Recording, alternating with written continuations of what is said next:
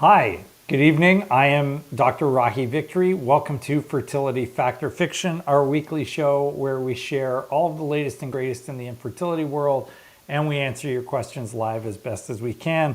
And frequently Tarek, my wonderful social media collaborator here, and I end up cracking up halfway through the show.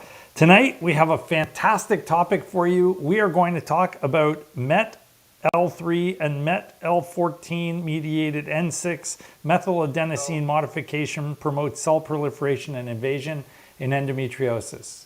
No, I'm completely kidding. We would never do that because I can't even pronounce it, let alone get through the study. So tonight we're just going to take your questions because there have been no good studies out whatsoever. So we're just going to go straight to your questions and hopefully get through more of them.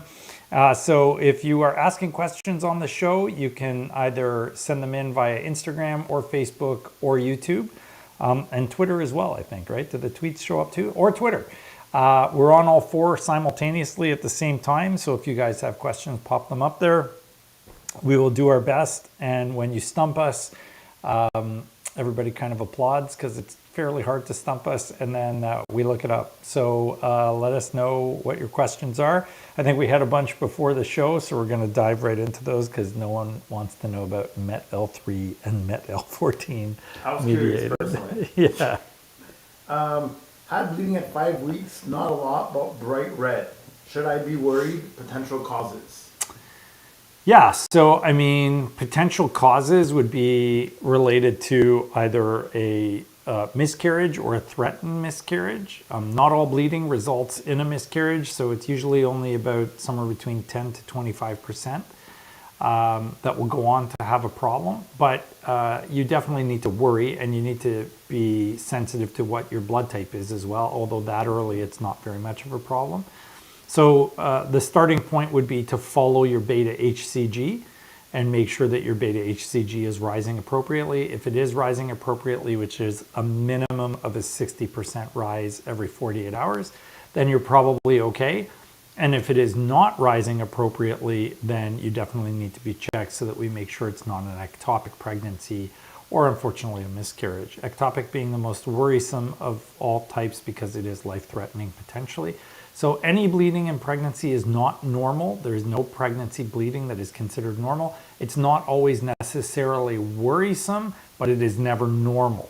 So definitely get it checked out early on because we don't want to miss an ectopic or a miscarriage for you. Hi guys. Is there any difference between a day 5 and 6 blastocyst? Day 5 and 6 blast? Is day 5 better? Yeah, so we just reviewed that 3 or 4 weeks ago on the show.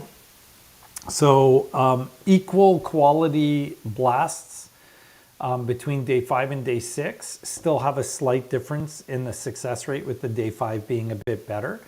But it was very, very similar. So in general, if you take equivalent quality blastocysts, you're going to roughly get the same success rate. But generally speaking, day 5s are a little bit better than the day 6s are. Is it enough to be panicked if you only have day 6s? No, we have loads of success with day 6 embryos, but there is a slight difference, and a day 5 would definitely yield you a better result overall.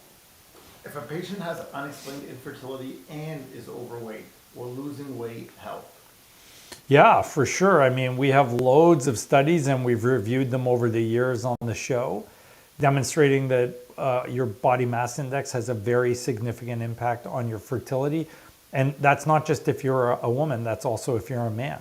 So either way, you have very significant impact of your body mass index on your chances of conception. So weight loss can make a big difference. And in fact, even something as low as a 5% difference in your weight can actually very significantly alter your fertility potential. And that's been shown in multiple different studies. So optimizing your weight should be an important part of managing your fertility. You can use mine. Hi, Dr. Vinti. Is quercetin TTC friendly?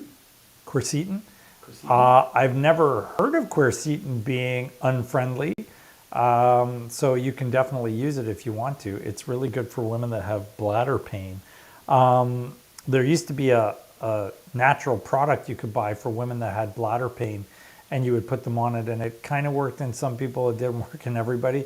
I haven't seen any studies related to quercetin and fertility. That might be one to look up. I'll look it up while you ask me the next question. What do you think of using matrix before embryo transfer, and what are the pros and cons?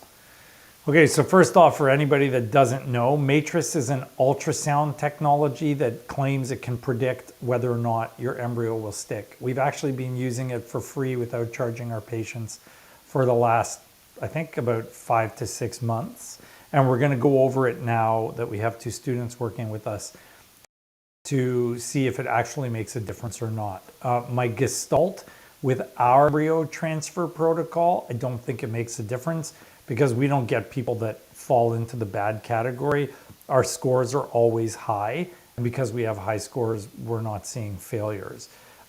So it's not helping us per se, but if you're at a place where they're not using the right protocol, it actually could help you potentially.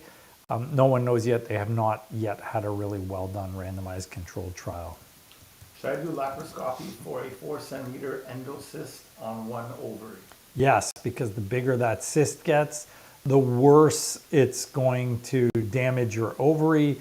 It's causing a lot of inflammation, and you are losing eggs as a result of it. But you got to be prepared for the fact that your ovary will not work ideally for even up to a year after the cyst is removed. And the method that they use to remove the cyst has a huge impact on your ovarian reserve later. So if they're burning it, if they are tearing apart the ovary, if they're de-roofing your ovary, they can do a lot of damage, and you can actually very significantly drop your AMH, your antral follicle count, by having the wrong surgical technique applied to your endosurgery. Endosurgery is very delicate. It is very critical that they do it well, and you need to go to a surgeon that genuinely knows what they are doing, where they are going to make a very thin line opening on your ovary, gently peel away the cyst from the ovary, take that out, make sure there's no active bleeding, not burn the bleeding, because that's the worst thing you can do. It basically cauterizes the blood vessels, which supply the ovary and the eggs with blood supply, and then prevent it from bleeding further with other agents that we have, and then you get out of there and take out the cyst. I'm looking up quercetin. Ameliorative effects of quercetin and metformin and their combination against experimental endometriosis. That's interesting. Primary and secondary markers of doxorubicin-induced female infertility and the alleviate properties of quercetin.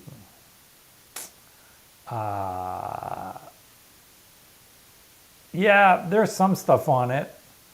There's a whole paper on the effects of it on the ovary, and it's from a bunch of Persian dudes. So I'd have to look it up. I'm not aware of stuff, but it looks like it could be protective against damage against the ovaries. So that's the answer for your quercetin. Oh, here's one. Wait, let's check this out. Quercetin and PCOS, inflammation, hormonal parameters, and pregnancy outcome, a randomized clinical trial. Again, they're all Persian people. Let's look at the method. So 72 women with PCOS, they were randomly allocated to get daily quercetin or placebo for 40 days from the start of their menstrual cycle until ovulation. They looked at a whole bunch of markers and they measured them. So the quercetin levels reduced your LH, reduced your TNF alpha, IL-6 decreased. There was no other hormone changes or inflammatory parameter changes. So it said quercetin consumption causes improvement in oocyte and embryo grade, none of which they actually looked at in this study. I love that. And the pregnancy rate in PCOS patients, as a result of regular consumption, has been shown to decrease inflammatory and LH parameters, making it beneficial. I will have to look up that article. That sounds kind of cool. I don't think what they said it does, it actually does, but I am going to check that out for you guys. So we will find out for you. Remind me to look up quercetin. Nice. All right, cool question. Thank you for asking us that one. Fire away. One second. Don't kick me out in the middle of the show. That's all right. You too. You can use mine. Hey T and Dr. V, 6 weeks of Omnitrope prior to stims for egg quality. We only use 2 weeks prior to stim. 6 weeks is fine. No one actually knows how long you should use it for. That sounds like a long time though, and that is super expensive. If you've got coverage, great. If you don't have coverage, 2 weeks is enough. Always perfect blastocysts, but no implantation. Want to check. It worked years ago. What to check? What to check? Perfect blast, but no Oh, implantation. yeah, sure. So it depends on how you delivered. So you need a saline infusion sonohistogram, rule out isthmoseal polyps, fibroids, damage to your uterus. You need to get fertility testing, in my opinion. That would help. You need to know if your embryos were genetically normal. You probably need your partner's sperm DNA fragmentation. You need an advanced thyroid screen. You need your vitamin D, your iron. Make sure you're taking all the right supplements. Check for endo. All of those things can be helpful in figuring it out. Sometimes a thrombophilia screen, if there's any suggestion that that could be a problem. How can we save money on meds? Buy in Canada, it's about 30% cheaper usually. So that's step one. Step two, use a clinic that's not going to bombard you with meds. So I found out today that my old clinic that I was working at was is continuing to use extremely high doses of meds. At least that was what was alleged. So I can't say that that's what they're doing, but it was alleged that the old clinic I was working at was using extremely high doses of meds. High doses of meds have actually been shown to be detrimental. It's actually bad. It's damaging to your eggs. So we've backed off completely and are using actually quite low levels of meds now. So make sure you're using a lower dose protocol, and then don't let them go too far. So if you're going too many days and it's going on too long, don't do that. That's detrimental and will result in a bad outcome for you.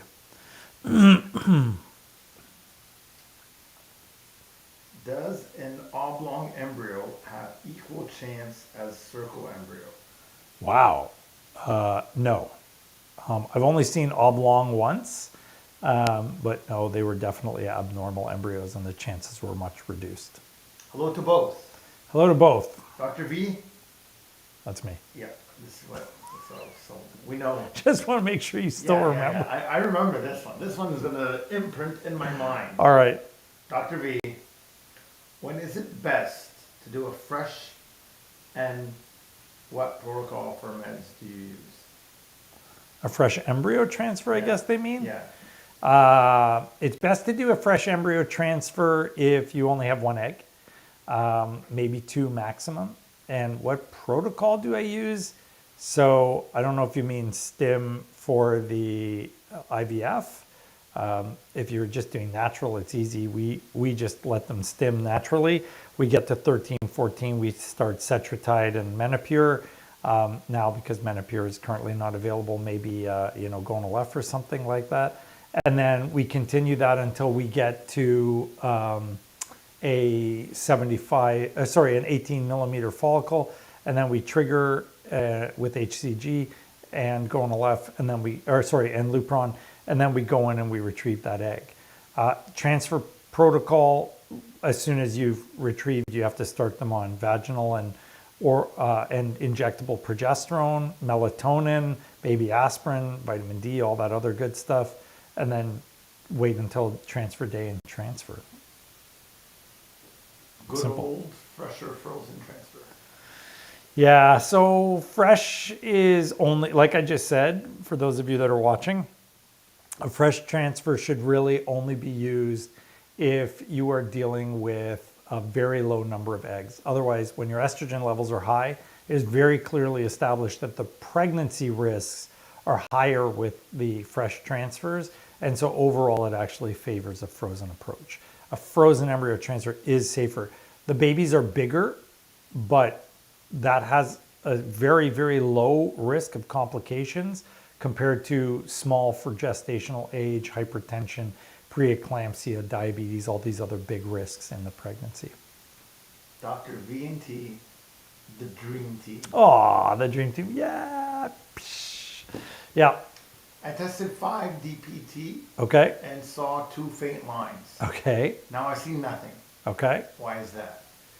I don't know if they gave you a HCG wash, but 5 days is way too early. And most kits are not able to detect it that quickly. So don't put any stock or faith in anything you measure 5 days post-transfer. It is way, way, way, way too early. I don't know why people even bother with that. Don't start testing. You're just making yourself nervous. And then that can have a significant impact on your success. Do not check until you are past at least 10 days, 12 days. It is absolutely useless to check earlier with a home kit. Don't do it. Is embryo fragmentation due to endometriosis, and how to overcome in that case? So it shouldn't be. Embryo fragmentation is related to oocyte and sperm quality. However, and to some extent the lab. However, there is an impact on oocyte quality with severe endo. So it's possible it could negatively impact the embryo quality. Typically, we see more of an impact on the implantation. How do you avoid the impact of endo? You remove it surgically, and then you suppress it hormonally. So you're using a GnRH agonist or an antagonist for several months, plus minus letrozole, and then you're going into your egg retrieval. 14 weeks, MC/DNC. Okay. Miscarriage and then a DNC. Yep. Yeah. Sorry. 1 chem P. One chemical pregnancy. Ectopic. One ectopic. Should I go straight to hysteroscopy, or do you suggest? Oh, you need a full workup. That's a great question. So you need your husband's habits looked at, or partner's habits looked at. You need your sperm DNA fragmentation testing examined. You need your thyroid checked. You need probably Fertility testing with that history. You need to most likely be evaluated for your habits. We need to look at your body mass index. We need to look at your overall health, your vitamin levels. I'd probably screen you for a thrombophilia screen. Surgery would definitely be reasonable, but it wouldn't be hysteroscopy alone. It would be laparoscopy and hysteroscopy. So there's a lot of stuff to do for a history like that. The most important thing is don't rush. So don't rush, please. Hi, Dr. V&T. I'm confused. Okay. I'm confused by all the mixed reviews regarding progesterone. Okay. Why are painful PIO injections the golden standard when methods like suppositories and vaginal rings are equally effective? They're not equally effective. So we have a fertility factor fiction from several months ago showing in a study that progesterone in oil with vaginal progesterone is actually much more effective than progesterone in oil, which is much more effective than vaginal progesterone. So they are not equivalent. So that's why we use both. And yes, they do suck. Excuse me, and they are painful, but you shouldn't be using just vaginal. It does not work as well. Hey, Dr. V&T, do you ever have people on immune protocols doing IUI, or is it only for IVF? Yeah, we've been asked that. Actually, last week we were asked that too. No, we do. I mean, I have a very near and dear couple who did it and did IUI and ended up with a lot of babies. So yes, we do it. We try and minimize it as much as we possibly can because it's a lot of invasiveness for just IUI, but I'm open to it if my patients want it. I just think it's often overkill for the success rate in IUI. But if you can't afford IVF and you need an immune protocol, well, of course, yeah, we would offer it to you for sure. Dr. V&T, what level of AMH would indicate PCOS? Well, that's a great question. So there isn't an established level of AMH that indicates PCOS because you can have women with very strong ovaries who do not have PCOS. So there is no criteria that anybody supports for defining PCOS. However, the higher your AMH is, the more likely it is that you could have PCOS. Normally, we're looking for a level over 25 nanomoles per liter. So that's typically the level we're looking at, but there's no specific number that is used as a cutoff for PCOS. I like this one. That always scares me when you No, look this is nice. This is nice. All right, I'm ready. Happy Tuesday Happy Tuesday. to my favorite people on Wednesday. Aw, thank you. Dr. B and T. So I'm part of the Yeah, I got that. favorite people of Yeah, the group. got that. Yeah, just so you know. Okay. Could you please Yeah. walk us on a frozen embryo transfer, Okay. step by step, the monthly, prior, and during, and the protocols as well? Thank you. Sure. Cycle day 21, a GnRH agonist, like a Lupron depot for cycle day 21. Cycle day 2, cycle day 1 of your period, let us know that you have now started your period. And cycle day 2 or 3 will bring you in for monitoring. Monitoring's okay. You'll start letrozole 5 milligrams a day for 5 days. At the same time, you'll start an antibiotic, usually azithromycin, and as soon as that's done, you'll start a probiotic. We start bringing you in for monitoring. We're checking to see the lining grow. We want to make sure you don't grow an egg at the same time. If you do, it can be problematic, but we watch it carefully. Once we get you through to the point where you are producing your lining and it's getting ready, it's like 8 millimeters, we're going to start you on vaginal and injectable progesterone. The vaginal depends on which progesterone you're using. The injectable, we'll normally start patients off on 50 milligrams. And then we measure your levels after 3 days to titrate them and get them in the right range. If you're a garden variety patient, you want it between 40 to 100. If you're an endo patient, you want it around 140, 150 apparently. In terms of supplements, vitamin D, melatonin, baby aspirin, we use all of those as well, plus your prenatal, the fish oils, if you need it, iron, B12. So we check those levels for you as well. And then you do a very smooth embryo transfer. It has to be ultrasound guided. You want to place it somewhere around a centimeter, 0.75 centimeters from the top of the uterus. Again, the place I used to work at, the embryologist wouldn't listen and kept putting it too far up, despite the fact that I would tell them not to, one of many reasons that I left. So we tend to put it right at 0.75 right now. My current lab director is great about putting it wherever I ask her to, so we've had great success with that. It's worked really, really well. Beyond that, tell the patients not to test 5 days after transfer because you won't detect anything. Wait for at least 10 to 12 days, and then we usually do your beta at 14 days. Stay on all your meds, don't change anything, wait until the very end and see what happens. Hi, I continued using retinol when I was doing my stims because I didn't know any better. Oh, I ended up with 11 embryos. Will that affect my embryos in any way? I don't know. I don't know that anyone will be able to tell you. It is known to be teratogenic for fetuses, but I think that's later into the development. I don't know that it would have an impact directly on embryos. We probably have to look that up and talk to something like Mother Risk in Toronto. They may be able to tell you that. So Sick Kids and Mount Sinai have this program called Mother Risk. I'm not sure if it's still in existence, but if it is, that's where you want to find out, and it should be available online. So you could probably contact them and say, hey, I was on retinol when I made my embryos. Am I at risk? Hi, Dr. B&T. Can breast tissue become more lumpy during pregnancy? Yes. So as the ducts and glands in the breast are developing, some of them can get blocked, which can make them quite tense and lumpy.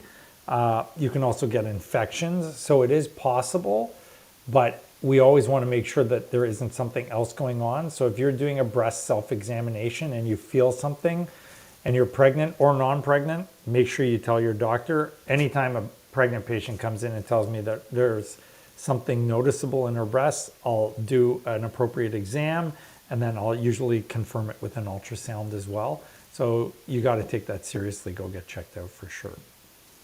Hi, Dr. Victory.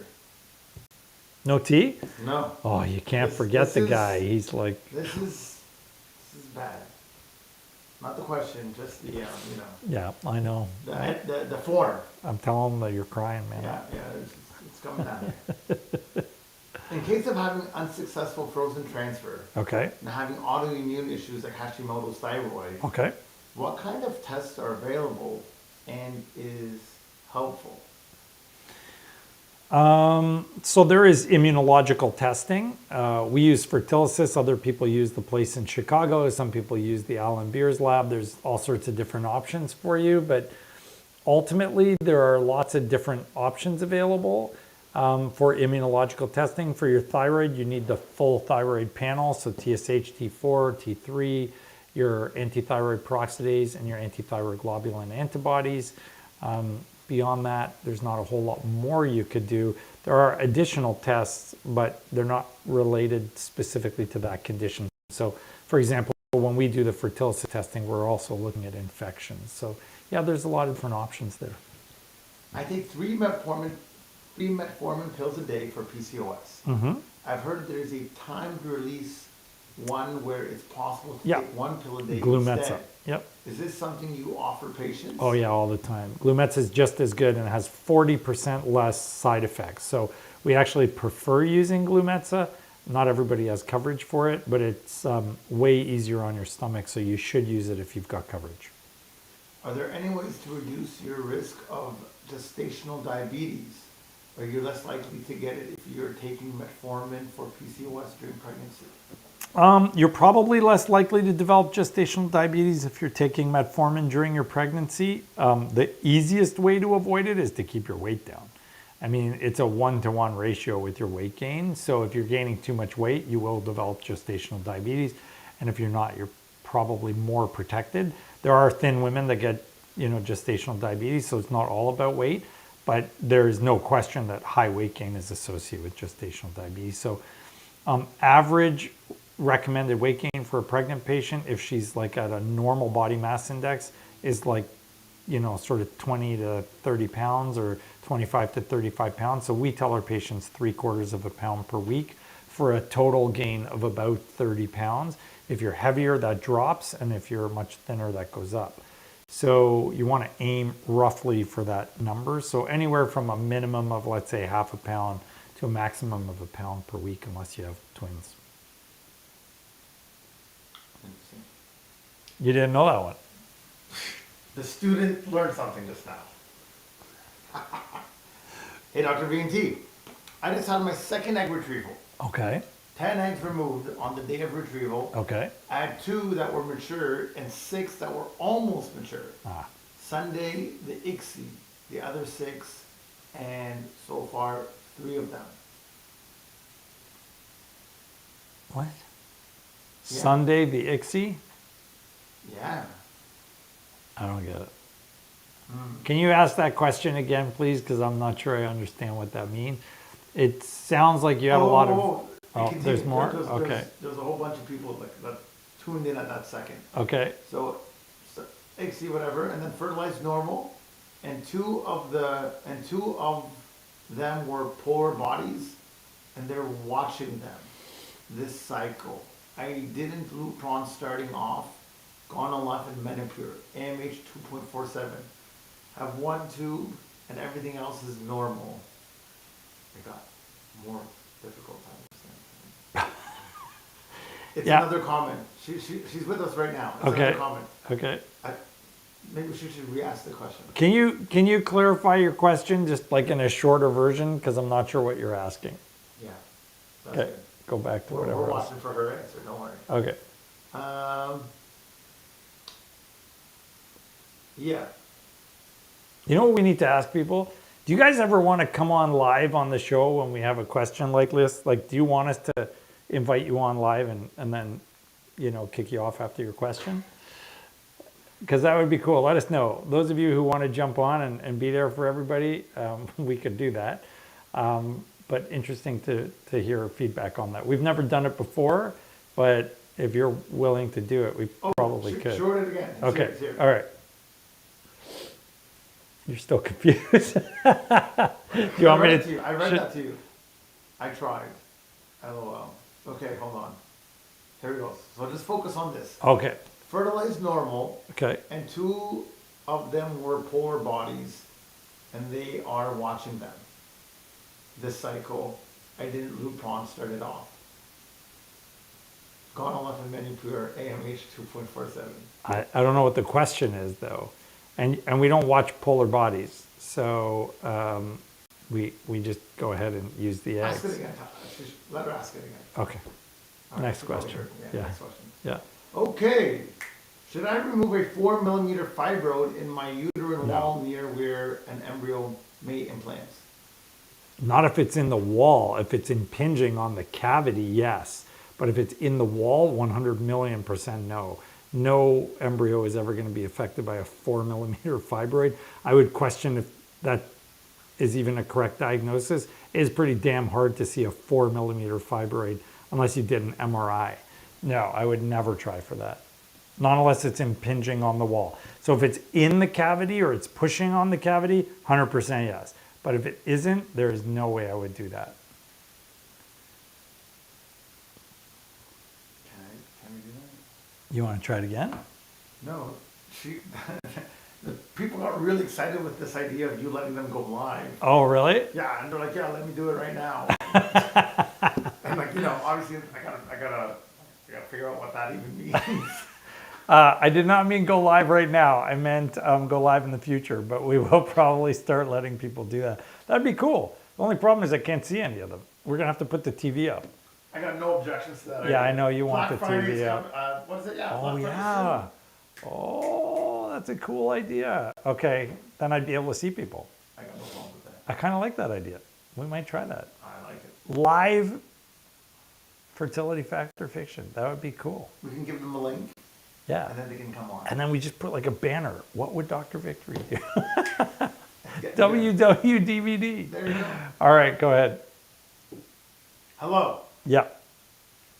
That's What a good would start.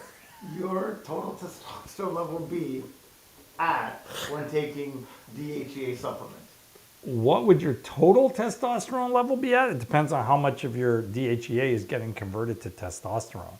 There's a whole steroid enzymatic pathway where that happens. So yeah, that's not an answerable question. Everybody's body will be different.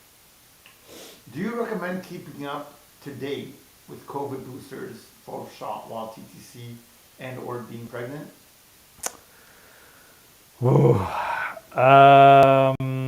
I should keep my mouth shut on this one. Okay, so I'm only going to tell you guys what I am doing. I am not going to tell you what you should do. I did not get my 4th shot. At this point in time, COVID is not killing very many people at all. I don't see the value of getting a booster for something that is not going to kill me. It's just going to be like another itchy, scratchy fever cold. So for me, I'm not doing it. Should it be done for pregnant women? We actually don't know. So there's no good data on the impacts of the less harmful variants of COVID on pregnancy. So does Omicron cause problems? I have not seen any studies to suggest that pregnant women are at higher risk of complications from Omicron. That doesn't mean they're not there. I just haven't seen them. So the jury is out on that part of things. But if you're just trying to get pregnant, I probably wouldn't. Plus the booster can set you back because it can mess up your period. There's a lot of inflammation from it. So I'm not a huge fan of getting pregnant around the booster or around an actual COVID infection. So I'm not doing it myself, but the party line is that everybody should be getting, endless amounts of COVID boosters. So, it's got to stop sometime. I mean, I'm not going to get a booster every 3 months because, Pfizer is making more boosters. That doesn't make sense. What are you doing? Did you get your 4th shot? No. Yeah, Tarek isn't doing it either, apparently. Did you get your 3rd shot? No. Oh, okay. I did get my 3rd shot. Yeah, I did the 3rd, but I was at risk. The minute I can go on a plane, I was done. Oh, yeah, you were finished. Yeah. I was done. Yeah. I've marked all the necessary requirements to be a abiding citizen. And now you're done. Yeah. I can survive on this. Yeah, it's same here. I mean, and I was triple vaxxed when I got the damn COVID. What's the value of that? I don't know. Yeah, so I'm quadruple vaxxed essentially I because think you're good. I'm good. You're good. I'm good. Yeah. You work in a hospital. Well, I see 90 people on my OB day. I'm no longer wearing a mask, so I haven't gotten COVID again. Hi. That's a good start. Yeah. Hi. Is it normal? Oh. Is it normal Yeah. to prescribe Yeah. BCP for swelling of ovaries after an egg retrieval? No, that would actually be dangerous. That's mental. Sorry, I don't know who's doing that, but if it's immediately after, that's going to jack your thrombosis risk through the roof. Talk to your particular doctor, but I don't know of anybody anywhere ever that would think that that's a good idea. That just makes zero sense. So when you're going through a IVF cycle, we are artificially making your estrogen levels go very high. Estrogen by itself independently is prothrombotic, which means it increases the chances that your blood will form clots in your blood vessels. By taking the birth control pill, you're further increasing that because the birth control pill increases your estrogen levels as well. And so you're even further increasing that prothrombotic risk. So I'm taking your super high prothrombotic risk and I'm adding a further prothrombotic risk to it. Why on earth would I do that to anybody? If you're trying to shrink your ovaries following an egg retrieval, you actually do the opposite. You drop down your estrogen levels. So we use letrozole and cetratide, and that can work to help shrink your ovaries down. But please don't take birth control until you've double checked with someone. That doesn't make any sense at all. And just to throw some wild controversy out there, because Tarek loves it when it goes crazy, I did spend quite a bit of time prepping for a new video we will be doing on whether or not you should use birth control. Admittedly, it's kind of controversial, but the majority of studies that are randomized controlled trials and the 2017 Cochrane review all say it's really bad and it actually decreases live birth. There is one new meta-analysis from 2021 that said it didn't make a difference. I have asked for a copy of the full thing. All I could see was the abstract.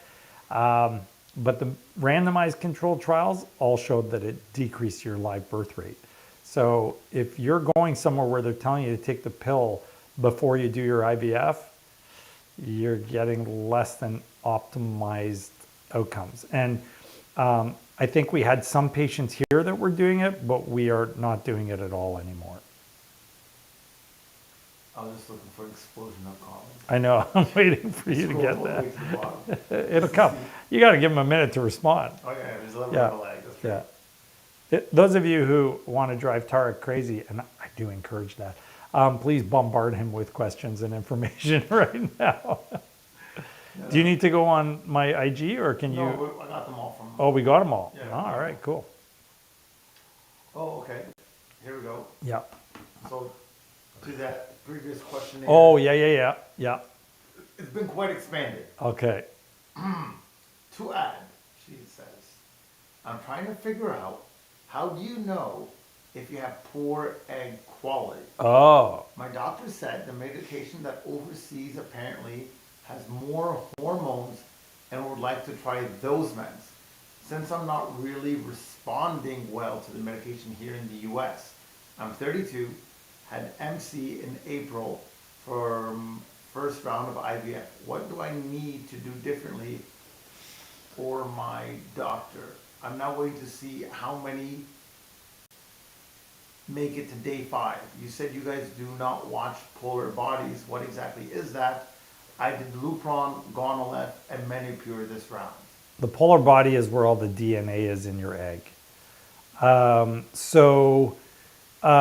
Here's the deal. Gonalef and Menopur are perfectly good drugs. That's almost all we ever use unless we're using Recurrent.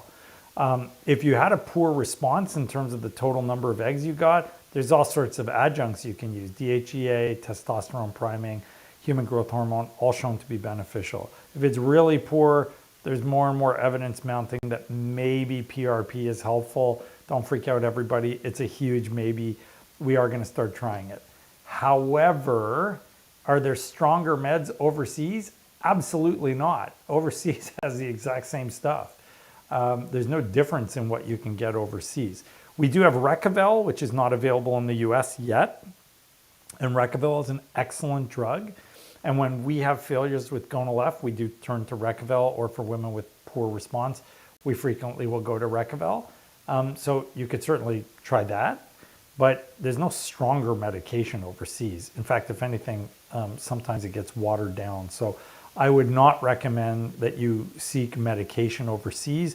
I would make sure that you are getting a customized protocol for you that addresses your problems and your needs. If they gave you birth control and then they put you on gonal F and Menopur and gave you high doses and used an antagonist protocol, that's probably not a great idea.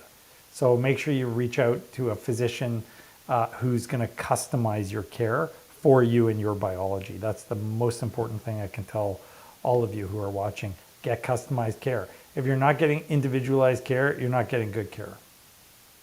I once heard a story in Egypt that the pharmacies that would take the pills, Yeah, grind them up, yeah, add some sugar, and head it back. Yeah, yeah. I mean, I hear that stuff all the time too. And I've seen meds from overseas that didn't work as well. So there's definitely nothing stronger overseas. The whole world gets basically the same stuff.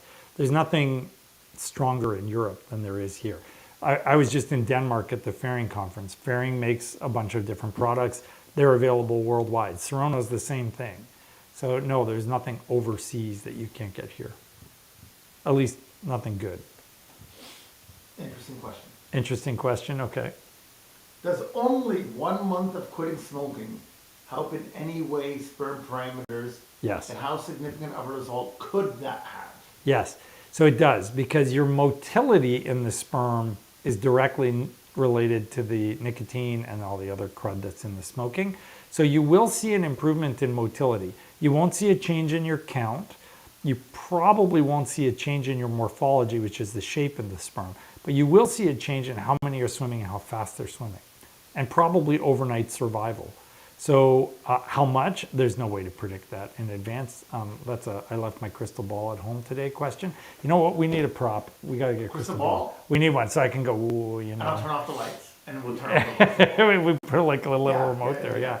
So that's a crystal ball question I can't answer. But having said that, any time you can get an individual to quit smoking, male or female, do it.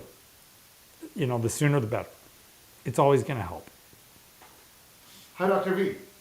Hello. What could be discovered in a laparoscopy and hysteroscopy that could not be detected in a saline histogram? Endometriosis, damage to your fallopian tubes, adhesions, scarring, abnormal pathology in your pelvis of any kind. Those are the main ones. I guess you could biopsy the uterus, so endometritis. That's about it. Does using Clomid or Novodex as a man have any fertility side effects or bad impact on the future child? No, not at all. None whatsoever at all. So it's completely reasonable to use if you need it and it'll work for you. Hi, Dr. V&T. Could you also tell me the percentage risk of a laparoscopy hysteroscopy with general anesthetics? Less than 1% in the hands of a good surgeon. So major risk of injury. Well, there's 4 risks with any surgery: brain surgery, heart surgery, toenail removal. It's the same thing. Anesthetic, which these days should be an extremely low risk unless there's something wrong with you or your anesthetist. Infection, easy to manage. We usually give you antibiotics if we feel the need, but most laparoscopies don't require it. And I can't remember the last time I had a serious infection from laparoscopy. In fact, I don't think I've ever had one. Bleeding, certainly a possibility. You need a surgeon that knows how to A, avoid the bleeding, B, deal with it. And then lastly, injury. So what is most commonly injured? Bladder, blood vessels, nerves, and the bowel. Bladder is number one. I think bowel is number two, and then blood vessels. So if they injure your bladder, it sucks, but it actually heals really well. So that's not usually a major issue. If they injure your bowel, that's a holy disaster, and you need a colostomy or repair of your bowel, and all sorts of hoopla afterwards, and that's very risky. So that's bad. And if they injure a blood vessel, that's deadly. So you need a good surgeon who's not going to do that. I'm an expert in minimally invasive surgery, and I do it all the time. So I don't injure people pretty much ever, and I'm very careful when I'm doing my surgery. Can people get injured? Yes. But as long as you've got a really good surgeon, you should be okay. Bleeding, I find easy to manage because I know all the things I can use to manage it. So that part's okay. Infection's easy to manage, and I mean, I can't remember ever seeing someone that had an anesthetic problem. So you should be pretty safe. When we quote people, it's less than 1%. My doctor put me on 50 milligram of testosterone split in 2 doses a day for the first 12 days of the cycle. Is that too much for priming? Yeah, that's way too much. Yeah, that's like a huge amount. So when you use Androgel, we're using 12.5 milligrams. So if you're taking 50 split in 2. 50 split in 2. It's like almost double what you're doing. Oh, that's quadruple. That's exactly quadruple. Yeah, no, don't do that. Yeah, way too much. Hey, Dr. V. You're going to turn into a dude. What do you think of a new protocol for Omni, twice a week, high dose, 25 IU priming? Which protocol do you recommend for Omni for priming and during stims? Oh. 45. That's interesting. I haven't heard of that protocol before. I mean, I'm a big believer that the human body doesn't like doing this, like yo-yoing. Most of the time it wants to establish a steady state. So for me, it makes more sense to just take the same dose every day, but I don't know what the benefit of taking it the way you're taking it would be. It's probably worth trying, but I would want to see the data that they have to support trying it that way instead of the way everybody else is doing it. I haven't seen a high pulse growth hormone protocol before. It's cool. If it works, let me know. Hi, Dr. V&T. I'm doing my first transfer next week. Okay. What should I expect, and is there anything I should do to prep? Don't get stressed, eat healthy, avoid high sugar, high cholesterol, exercise every day, meditate, pray. Not in that order. Yeah, that's pretty much it. Take all the supplements, all the vitamins, make sure they're checking everything for you. Make sure you're on the right protocol. Does OHIP cover IVF? No. OHIP doesn't cover any fertility other than testing anymore. The Ministry of Health of Ontario covers one funded IVF for a limited number of patients per year. And we just got our funding for that. So you can find out what the criteria are for getting in by doing a consult with us and then go from there. But it's not like you get your first, like everybody keeps calling us saying, hey, I get my first cycle free. No, it doesn't work that way. You get one cycle covered by the government for the portions they cover. It does not include medication or genetic testing or the storage fees for your embryos. And you need to get in a lineup pretty much no matter where you go. Hi, Dr. V and T. Fresh or frozen transfer. Do you recommend PGT testing, 32 years old, and male factors? If you've never failed a cycle before at 32, I would not recommend PGT testing. So the fresh or frozen, fresh only if you're only making a very low number of eggs, 1 or 2, frozen for everybody else. At 32, I would assume you're going to make lots of eggs. I would not do a fresh transfer. Hi, Dr. V. Will taking progesterone after ovulation help with implantation and getting pregnant? It's super controversial. I believe it does. There's no good data to support it does, but we do use it, and it doesn't make sense not to. It's harmless and it's potentially beneficial. So for me, I've always been a believer in it, and we've done it for a long time. Low maturity and no fertilization with ICSI. Low maturity and no fertilization. Oh, okay. My doctor is not concerned about quality and wants to let eggs grow longer and add letrozole. Anything else to look into? Depends on how long you stimulated. Human growth hormone will increase the maturity of your eggs. And then how long did they wait before they retrieved you? So if they waited not long enough, that could cause a problem. Or sorry, if they didn't wait long enough, that would cause a problem. What dose of Omniprobe Omnitrope. do you put patients on for the 2 weeks before stints? Usually 6 to 8 units per day. Hey doc, good to see you. Good to see you too. I'm looking at a camera, but wherever you are. Hello. Here's looking to you. So high estrogen doesn't let fresh transfers work? Right. That's why you recommend frozen? Yes. There you go. Nice and easy. Nice and easy. Hi, Dr. V&T. Have you ever had patients go from doing IVF back to IUI? I'm a poor responder with only 1 to 2 follicles with IVF. Would IUI be better? Yeah. So there's a recent study I just put up on our Instagram, which showed that for poor responders who were over the age of 38, it was 38, who were over the age of 38, that there was actually no difference between just trying on your own or trying IUI if you were a poor responder. So I wouldn't necessarily jump to IUI. If there's a reason for the IUI male factor, whatever, then yes, I would do it. If you're kind of unexplained and a poor responder, no, I wouldn't jump straight to IVF. Straight to IUI. Do we have patients that have done it? Yes, I've had patients that have gone from IVF to IUI. One of my favorite stories ever was a young lady who could not make good eggs or embryos no matter how hard we tried. I mean, it was a disaster. And this is back in the days when I used to fly to Toronto late at night to do egg retrievals. So I flew in and I went in and I went to do this lady's egg retrieval late at night. It was like 8 o'clock. Knocked her out, put the ultrasound in there. Oh, the egg is gone.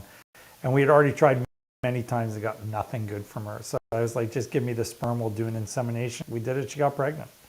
So, and then the next time she came back a year later, she wanted to have another baby and she got pregnant on her own. So it was super easy. Yeah, so you know what? We do have patients that do it and it works. So I never discount IUI, but I would need to have kind of like a thorough discussion with you about the risks, the benefits, what to expect from it, stuff like that. Hi, Dr. V. That's us. One miscarriage. It's actually just you on that one. There's no tea here. There's no tea here, yeah. It's kind of been a low tea night. You know, I felt the same thing. I felt that, yeah. I felt the same Yeah, thing. yeah. I'm wondering I'll what's give the you, problem. I'll give them lots of chocolate to keep them happy afterwards, this guys. This is impacting me. I know. Yeah, so, hi, Dr. V. One miscarriage in May, Okay. another in September. Yeah, 35 years old, okay. initial blood work and husband's look good. SIS look good. What should we check next? Thyroid, vitamin D, sperm DNA fragmentation, infections in your uterus, immune protocol, thrombophilia screen. There you go. There you go. Here we go. Here we go. Here we go, yeah. Hi, Dr. V and T! Exclamation mark. Had a natural cycle FET today. Okay, I'm an endometriosis Congratulations. patient. okay. What's the best progesterone schedule and type for me to take? Thank you so much. Vaginal and injectable, and you want to keep your level pretty high based on that study we reviewed 2 weeks ago. 2 weeks ago? 2 weeks ago. You want to aim for somewhere around 150. That was their average. So pretty high levels of Proj. Hi, Dr. BNT. What is the letrozole protocol for FET? We outlined it earlier in the show, but 5 milligrams of letrozole from day 3 to 7. Monitor your lining development. When it gets to 8 millimeters, double progesterone. Check the levels of that after 3 days and fire away. Is 8 mature follicles considered a good response for IVF stems? Well, that depends on your age. If you're 38, 39, that's great. If you're 24, no. So it all depends on how old you are, how strong your ovaries are, what the target is, that kind of thing. Did we just say endo patients should have above 100 progesterone on transfer day? Yeah. We reviewed that study 2 weeks ago. Is that one up yet? I think we got carried away with The video, the House of the Dragon? Yeah. So get that video up. Okay. Oh, no, I think we did put that. No, you did put that one up. You did put I up know 1 week we didn't put up yet. I don't think we put up last week, but I think you did do the last week. progesterone one. You did, because it says endometriosis patients. This one's endo for patients, you. This is for you. Remember that? Yeah, I do remember that. Yeah, it's there. Yeah, we have a video on YouTube. It's actually doing well. It is doing well. It actually went up really quickly. Yeah, it did. We have a YouTube video on endometriosis right here. Do I need to I need to screen share, don't I? Are you available? No, you're not available. I'm available for you at any time, sir. I know. Except for right now. It's one of those moments. Okay, we're going to share, we're going to share our YouTube channel with you. Okay, so it's this one right there. Zoom in a little bit. They can't see it. Oh, there you I just selected it. Oh, we got ads. All right, play. I got to wait for the ads. So it says endometriosis and higher progesterone. So yeah, this one talks about the study. So we went through all the charts and everything and we reviewed it. You need higher progesterone levels. 1.3, 2 weeks. That's not bad. Oh, it's a good one. It's a big video. Yeah. Oh, look at the cute little baby. All right. Oh, there's a comment that just popped in. I don't know when, but it's boosting my self-esteem, so I'm going to read it. Okay. Hi, Dr. V and Big T. Big T. Okay. With smiley face. Yeah. I want to thank you for hosting this amazing show. I look forward to it every week, Dr. Aw. V. Thank you for all the wonderful consults this Saturday. I am working on your Rex and then a whole bunch of hamburgers. RECS. I don't know if it's RECS. Okay. I'm working on your RECS Okay. and then a whole bunch of hamburgers. Hamburger emojis. Okay. That's it. That's it. Awesome. Well, thank you. Don't know what the hamburgers. Oh, my recommendations. Oh, your recommendations. I told her to gain weight.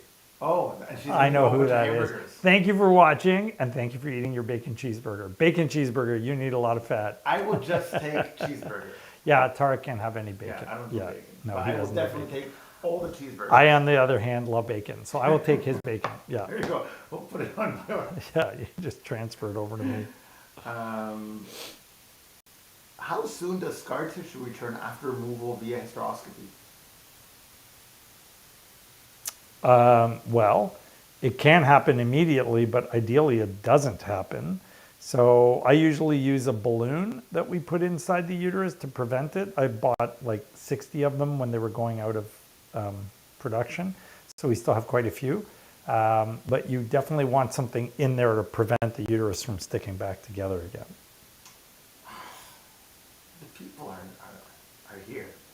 Hi, Dr. V, and my favorite tea. Aw, they were just waiting. They were waiting. Yeah, they were waiting. They love me. They were They keeping love you me. in suspense. They love me. They really do. What's the dose of Omicron you give? I answered In that. 2 weeks? 6 to 8, Well, 6 you to know, 8 they units. deserve to have it They, re-asked. yeah, re-asked because of that one. Yeah, Yeah, 6 that's to fine. 8 units of Omnitrope. Hi, Dr. V and T. Do Yeah. you suggest getting what is going on? A flu shot? Yeah, this is a flu shot. If I'm scheduled for implantation at the end of the month. No. No flu shot if you're scheduled for implantation. Just wait till you're pregnant. How long do you wait for ER after a mild COVID infection? Oh, you don't need to wait for ER. Egg retrieval can be done after COVID. It's transfer that I've been holding off on. Hi, Dr. B&T. I get menstrual-like cramps on 7-DPO like clockwork. Okay. Should I be concerned about the cramps? Is that during implantation window and my body could be rejecting implantation? That's past the implantation window. So I'd be thinking more like it's your body getting ready to menstruate. So we would need to know everything about your history. Like I'd need to know how long your cycle is. Do you have a luteal phase defect? Do we need to give you more progesterone, that kind of thing? Do you have adenomyosis? So there's a question here that's being asked multiple times. Okay. And I feel sorry for the individual because we answered it. She asked, did we answer it? People are telling me, yes, he answered it, but she's missing every time. Okay. So we'll do it real quick. This is a very quick answer for you. Okay. Did anyone hear oblong versus round embryo success rate? Oh, yeah. Oblong embryos are not as good. I've only had it once in my career. We did actually get our patient pregnant, but then she went on to miscarry. So oblong embryos are not as good as a normal round embryo. I'm sorry, I wasn't very clear. The birth control pill was prescribed to start my next period to help with swelling of ovaries after the ER. After ER.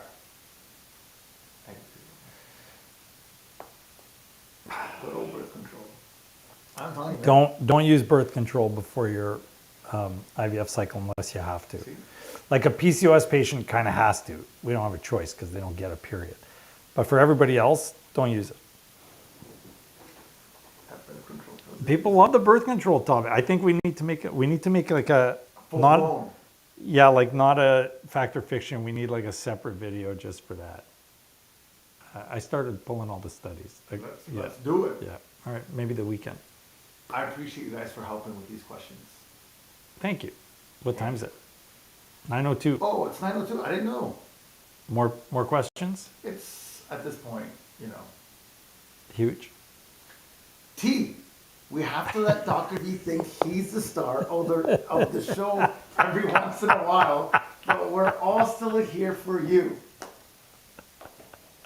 And we got to end it on that. I think that's it. Drop the mic. You know what? And I'm okay with that, guys.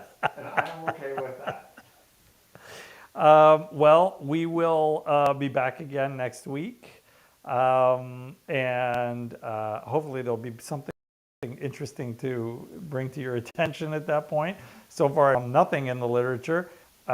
Maybe we'll do the birth I think control you do birth control pill for sure. as the start, but like with a PowerPoint. Yeah, well, however you want to do it, I think. But I think there's a lot of, there's a lot. That one needs to be like really slick. Can you ask them if they like the Game of Thrones House of the Dragon? Oh, yeah. What'd you guys think of the House of the Dragon video? We need to tweak it a bit, and we made another one today, but tell us what you thought about that on YouTube, because I reviewed the first delivery, this crazy cesarean section that they did in House of the Dragon, purely from an obstetrical standpoint. So let us know your thoughts. We would be super keen to hear that.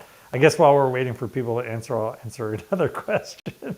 There's a whole This is how you keep me, going. There's a rebellion brewing after I read that one comment. We want to see T. Show yourself. Show yourself. We want T. I don't even know if they know about the House of the Dragons having something. I'm so excited about the About tea. about T.